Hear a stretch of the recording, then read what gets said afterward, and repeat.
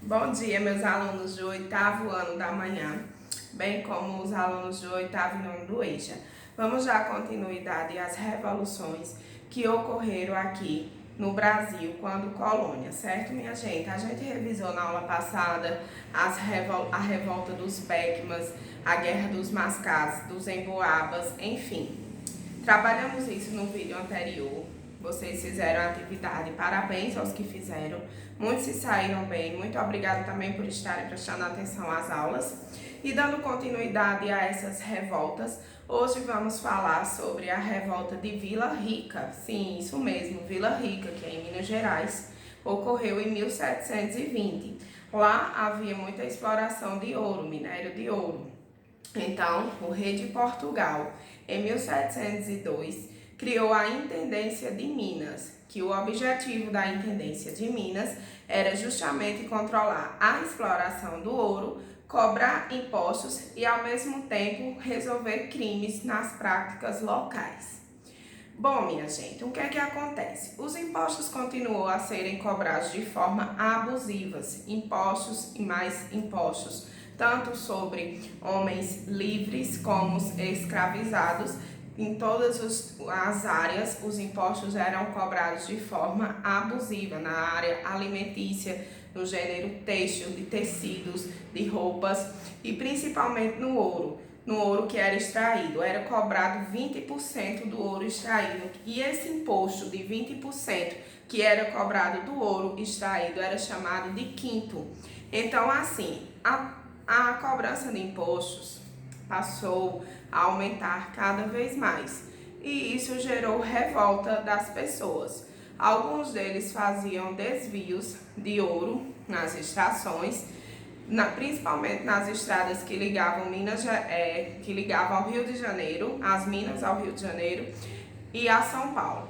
Então eles começaram a fazer desvios de ouro. Como eram esses desvios? Eles escondiam ouros nas suas botas, nos saltos, nos doces que as quitandeiras levavam. Alguns deles colocavam ouro entre os dedos dos pés, enfim, colocavam ouro dentro das imagens dos santos para roubar, digamos assim, o ouro extraído.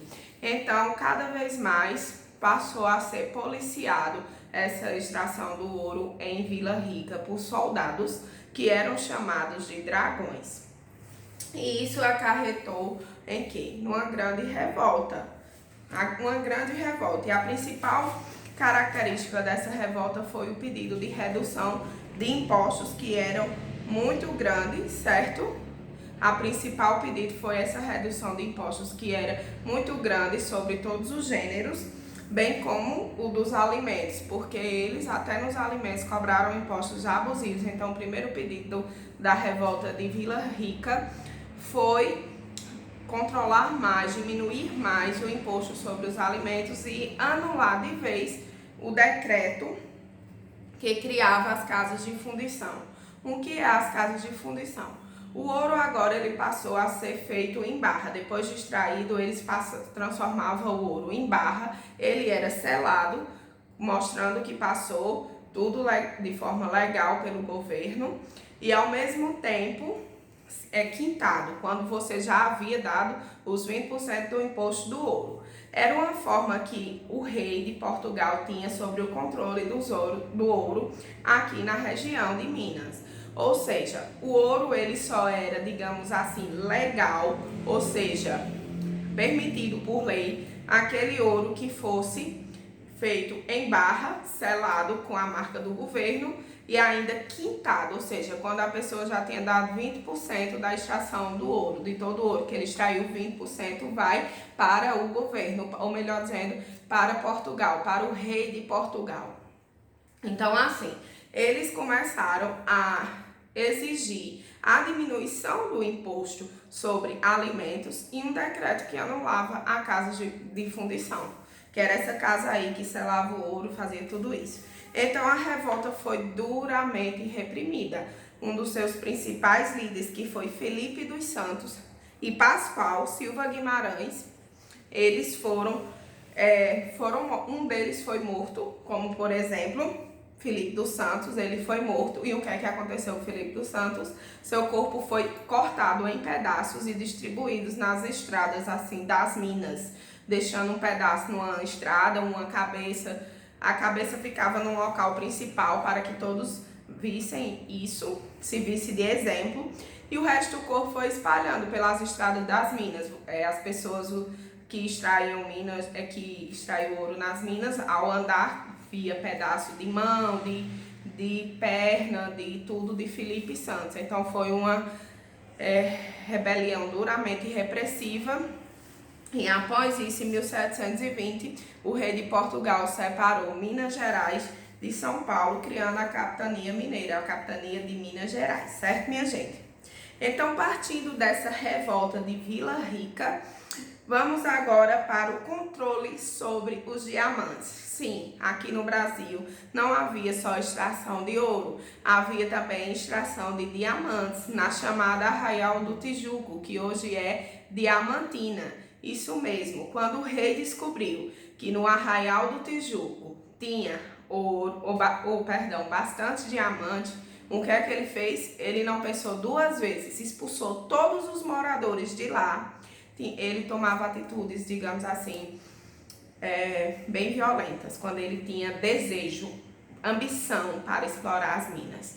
Então ele expulsou simplesmente todos os moradores do Arraial do Tijuco. As terras deles foram loteadas e o maior lote, onde tinha a maior quantidade de minas de diamantes, ficou para o rei. Os demais ele distribuiu para os demais lotes distribuiu para homens brancos. Com um certo tempo, o rei passou a criar a figura do contratador. O que era contratador ou contratadores? Eram pessoas que tinham o direito, que ele determinou o direito de explorar bastante as minas de diamante, mandar uma parte da riqueza para o governo do rei de Portugal e a outra parte ficava para esse contratador. Existe um contratador que ficou bastante rico com a exploração de diamantes. O nome dele era João Fernandes de Oliveira. João Fernandes de Oliveira, ele é bem conhecido. Quem nunca ouviu falar na novela, que foi até reportada há um certo tempo atrás, não é do tempo de vocês, mas vocês podem atribuir uma pesquisa sobre a novela Chica da Silva, que retrata muito bem essa época da extração dos diamantes. Não é também do meu tempo, mas eu já ouvi falar e já teve umas reprises em um outro canal que eu até assisti uma parte. Então, assim, Chica da Silva era uma ex-escrava de João Fernandes de Oliveira. Ele acabou se apaixonando por ela e acabou tendo como esposa a Chica da Silva. Fazia todos os seus desejos, já que era bastante rico e muito apaixonado por Chica da Silva. Enfim, com um certo tempo, o rei de Portugal começou a acusar esses contratadores de riqueza ilícita e suspendeu essa extração de diamantes por parte dos contratadores. Essa aí é o controle do diamante sobre o Arraial do Tijuco. Não teve, digamos assim, tanta revolta nessa questão aí, mortes e tal, mas eu estou apenas explicando a vocês como é que funcionava a extração do diamantes. Anteriormente eu expliquei a extração do ouro, como por exemplo em Vila Rica, que teve foi uma revolta severamente reprimida a ponto de que o corpo de Filipe Santos foi completamente dilacerado, né, gente? Então, assim, foi uma repressão muito forte. Vamos agora para a nossa Conjuração Mineira, que é muito conhecida, em 1789, quem nunca ouviu falar aí de Tiradentes, né? Todo mundo aí já ouviu falar. Então, a Conjuração Mineira reporta justamente essa rebelião em que teve como Tiradentes o bode expiatório, a pessoa usada para calar, digamos assim, a boca dos demais rebeldes. Então, como foi que aconteceu essa Conjuração Mineira? A partir de 1760, as jazidas de ouro na região de Minas Gerais estavam começando a se esgotar. Essas jazidas não tinham mais o mesmo fluxo, o mesmo minério de ouro não era mais o fluxo de antigamente. Então, o que é que acontece? O rei de Portugal continuou a explorar severamente os impostos. Muitos impostos, mas as jazidas de ouro estavam esgotando. Como é que iam pagar os impostos em ouro ao rei de Portugal? Então, em 1788, quando o novo governador foi convocado, ele implantou a derrama. E o que era a derrama? Era a cobrança de impostos atrasados. Só que Minas Gerais devia mais de 5 toneladas de ouro ao rei de Portugal. Só que as jazidas de ouro, minha gente, estavam se esgotando. Como é que esse povo ia pagar? Me digam. Então, assim, todos começaram a se revoltar com a criação da derrama.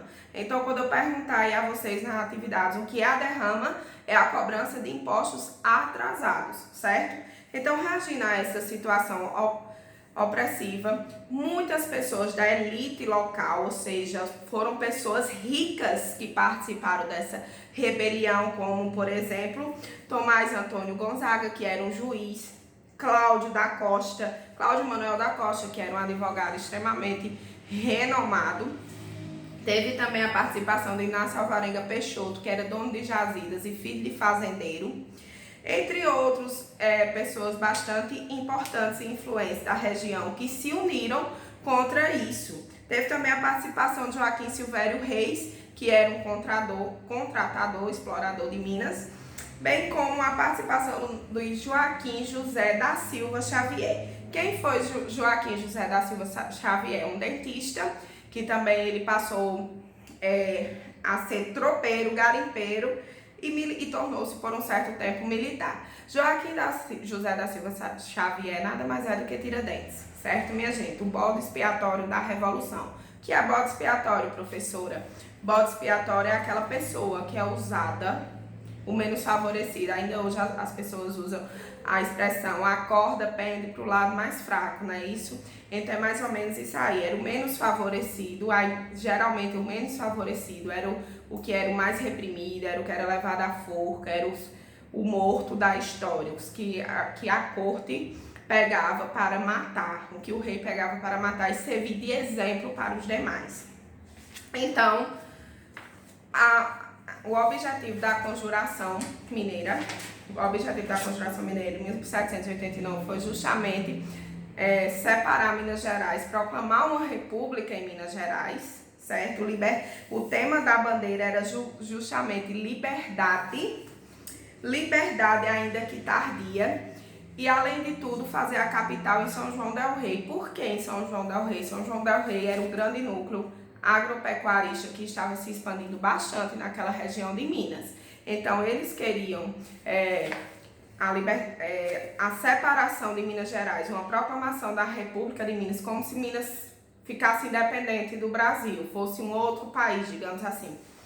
E além de tudo, a criação da Casa da Moeda para controle de ouro, controle de tudo, a criação de uma universidade em Vila Rica e também a questão da derrama, né, minha gente, que eram o que eles mais estavam, digamos assim, interessados. Então, assim, parte dos conjurados, eles foram movidos por ideias iluministas. Lembra que eu falei a vocês do iluminismo no começo do ano? Eles foram movidos por essas ideias iluministas. Então, assim, alguns defendiam o fim da escravidão, mas outros não defendiam o fim da escravidão, até porque era uma rebelião de elite. Eles não se importavam com os escravos, estavam nem aí. Eles queriam mesmo que os escravos continuassem sendo escravizados. Os únicos que pensavam mais assim, digamos, nos escravos, era o padre Carlos Correia de Toledo e Alvarenga Peixoto. Era o único que pensava na abolição da escravidão. Enfim, dentro dessa rebelião teve um traidor, cujo nome era Joaquim Silvério dos Reis. Lembra que eu falei que Joaquim Silvério dos Reis era um contratador? Agora há pouco, pronto. Ele denunciou todo o segredo, todos os planos e as estratégias da rebelião a Visconde de Barbacena, o governador. E o que é que aconteceu? Os conjurados, eles foram presos, Tiradentes e os demais. E o que é que aconteceu com esse traidor, Joaquim Silvério dos Reis? Ele simplesmente teve sua dívida perdoada e ele saiu se dando bem, digamos assim, em outras palavras, enquanto que os demais foram presos. Então, a rainha Maria I, ela decretou o processo. Ela decretou não, ela fez um processo no Rio de Janeiro, com relação às minas que destinava seu ouro para o Rio de Janeiro, e também em São Paulo. Ela fez esses dois processos, tanto na região do Rio de Janeiro, como em Minas Gerais, ou melhor dizendo, ela fez uma abertura de dois processos no Rio de Janeiro e em Minas Gerais, perdão. A rainha não fez a abertura de processo em São Paulo, não fez, ela não processou em termo judicial. Ela não fez um processo judicial contra São Paulo, ela fez um processo judicial para o Rio de Janeiro e para Minas Gerais, certo? Então, se eu perguntar assim na atividade, a rainha Maria I, ela fez uma abertura de dois processos judiciais na Revolução, na Conjuração Mineira. Quais foram as capitanias que tiveram esses dois processos? Aí vocês vão responder. A capitania do Rio de Janeiro e a capitania de Minas Gerais. Ela não processou a capitania de São Paulo. Eu estou fazendo essa pequena correção nesse vídeo. A rainha Maria I não fez processo contra a capitania de São Paulo. Ela fez apenas contra a capitania do Rio de Janeiro e Minas Gerais. Só dessas duas, tá, gente? Então, assim, foram presos 11 conjurados. Só que todos eles foram condenados à forca. Mas depois essa sentença foi revogada. E apenas um foi condenado à forca. Apenas um foi condenado à forca e esquartejado. Seu corpo foi despedaçado por completo. E essa pessoa que teve seu corpo esquartejado, foi condenada à forca, foi justamente Tiradentes Joaquim José da Silva Xavier. Ele foi condenado à forca, seu corpo esquartejado.